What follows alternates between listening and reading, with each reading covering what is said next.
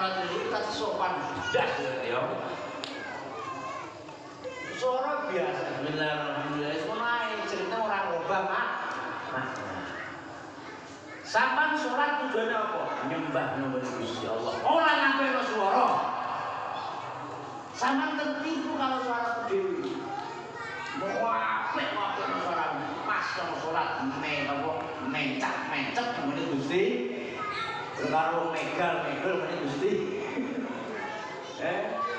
kecuali sama orang sholat monggo apa-apa nongkrongnya monggo itu pas sholat malah lali Allah eling suara kan eling suara itu aku masya Allah kasih akhirnya karo sombong karpe